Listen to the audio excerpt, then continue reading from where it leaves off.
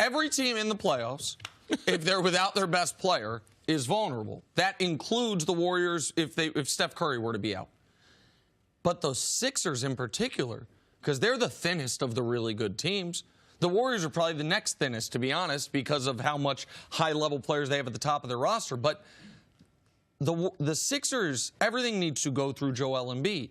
And if we're being honest about Jimmy Butler as a Sixer, Jimmy Butler has not been all-star, fringe, all-NBA Jimmy Butler as a Sixer. He hasn't been that guy this year. Now, maybe he will be in the playoffs. Maybe he has just been deferring to Joel Embiid. But I can't just say, oh, with no Joel Embiid, we're going to start getting 27 a night from Jimmy Butler. I don't know that that's true. Now, I think they're being very cautious with him. He hurt this knee. If you remember, it was here in New York when he jumped over Regina King, right? Regina King the night before she won her Oscar, I think, or a couple nights before. And then he played in the All-Star game, missed 8 games afterwards, yes. And they've been cautious with him since.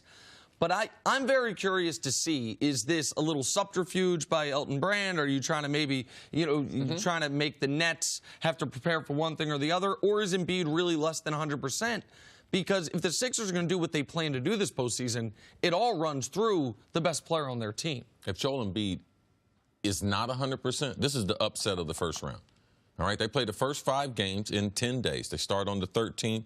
The 5th game is the 23rd. So in that, if he's Nick, you got 5 games. So you're basically playing every other night. So for me, looking at the series, looking at the matchups, and there are some good matchups in that first round in both the East and the West, this is the upset because I know, man, they'll have a hard time matching up with Brooklyn because they do have some depth. And if Brooklyn gets hot on the 3-point line, we know Philly's good for their defense, but no defense can stop a team once they get hot shooting the 3 ball. And if Joel Embiid is nicked up or not at 100%, man, this to me is the upset of the first round. What can't he do if he's not 100%? Where can you exploit that weakness if you know you're only getting 50, 60, 70%? He won't be as good defensively. He won't be. Do you remember the play? Was it who was it? Was it on Steph? I can't remember the play where the guy went underneath him and then he blocked it. Kyrie, thank you. It was on Kyrie. Oh yes, and the big Sixers Celtics matchup. Exactly right. The type of nimble athleticism that you don't typically see from a guy who's 7'1", 7'2", that's there. And I would wonder, can you play? One of the reasons I said I think Sixers will be fine with the short bench is in the playoffs your rotation shortened. Your best guys play 36 to 40 minutes instead of 32 to 36 minutes. If you have to nurse the knee and Embiid's on anything close to a minutes restriction, that just not being out there is something he can't do. Yeah, if he can't get up and down the court. Yeah, if he can't be as athletic as he is right there, that takes away. Because he also, when he brings you out to the 3-point line, that pump fake and going into the paint, how much of that are you going to see? So it's something we must watch. One other thing on getting up and down the court, to quote one of Chris's sources, the great Butch Carter, in the NBA playoffs, the centers are not going to get the calls. The one place where, if you have a very athletic big man, you can get the advantage is if he can beat you up the court on offense. Before you set up that Before defense. you set up, they also won't call offensive fouls on a big man who is going to immediately initiate position. And so if Embiid's not 100%, then he's not going to be beating guys up in the secondary break. There's just different things to watch. I think Elton Brand's tricking us a little bit, personally. I think Embiid's going to be fine, but if he's not, this is a big deal for Philly. I'm sorry, did you just reveal who Chris's source was? Listen, isn't that the whole point of a source? Listen, man, it's his big brother. It's his big brother. This is wearing him his whole life. So much for all your information now. All right, let's talk about the Celtics and the direction they're going in, because it's hard to figure out which Celtics team this is that's been such an inconsistent regular season. What are expectations for them now that the players are starting? I expect a version that I saw during the regular season, but I expect that version to be, because Kyrie Irving had a very good regular season. Now, as a team, the team was better when he wasn't on the court.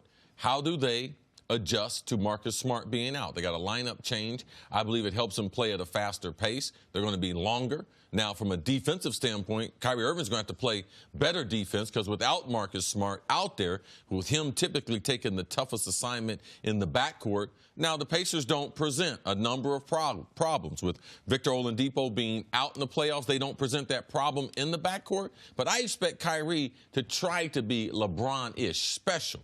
Take over. Like, he had some times this year Now, not in sync with his teammates, but, man, he took over quarters, took over games and everything.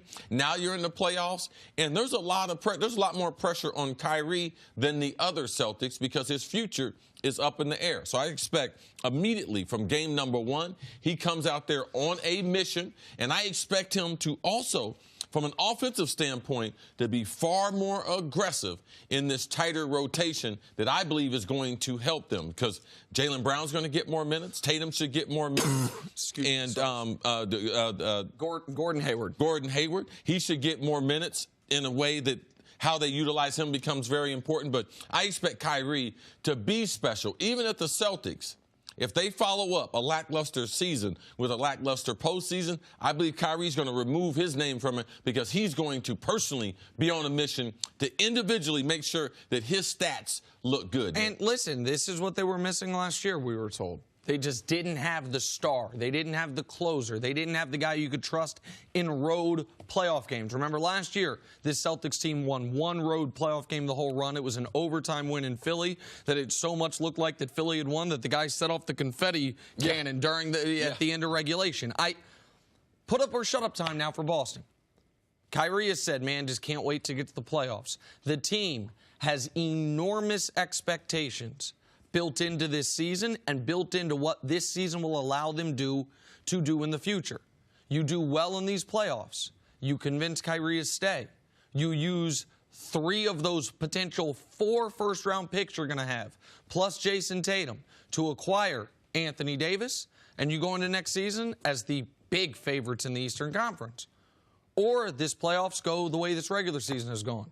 You lose games you shouldn't lose. Guys are unhappy.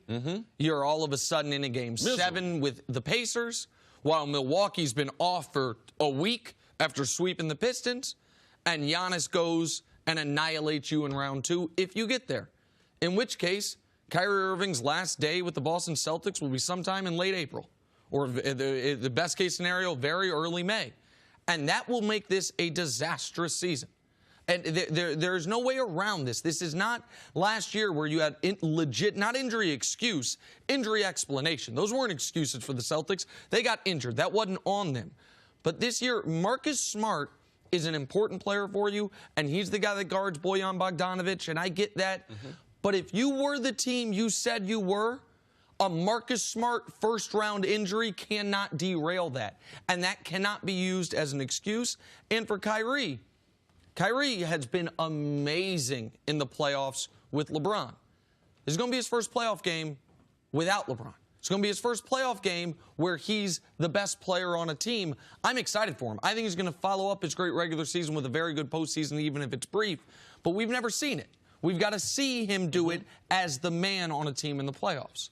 Thanks for watching. Subscribe here to get the latest from the show. Also, be sure to check out more of the best clips from First Things First, or go watch a few segments from our other shows on FS1.